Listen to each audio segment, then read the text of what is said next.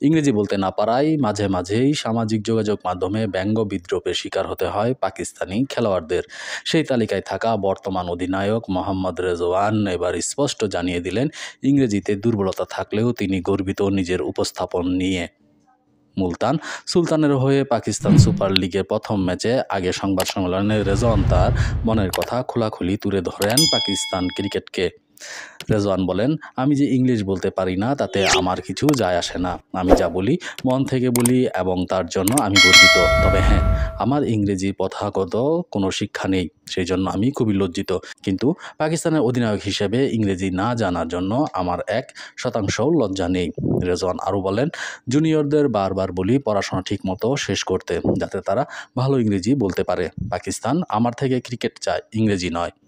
পাকিস্তান যদি আমার থেকে ইংরেজি চায় তাহলে আমি ক্রিকেট ছেড়ে প্রফেসর হয়ে যাব। বিশ্বকাপের পর থেকে একের পর এক হতাশাজনক পারফরম্যান্স ভুগছে পাকিস্তান দল। ঘরের মাঠে চ্যাম্পিয়ন্স ট্রফিতে ব্যর্থতা, নিউজিল্যান্ডের সফরে বাজেভাবে হার, সব মিলিয়ে কঠিন সময় পার করছে রেজওয়ানের দল। এরই মাঝে অস্ট্রেলিয়া ও দক্ষিণ আফ্রিকায় সাফল্য পেলেও ধারাবাহিকতা নেই।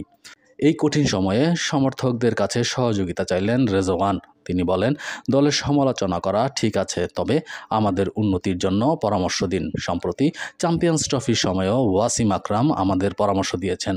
আমি তার সঙ্গে আরও কথা বলতে চেয়েছি, কিন্তু সময় বেশি ছিল না।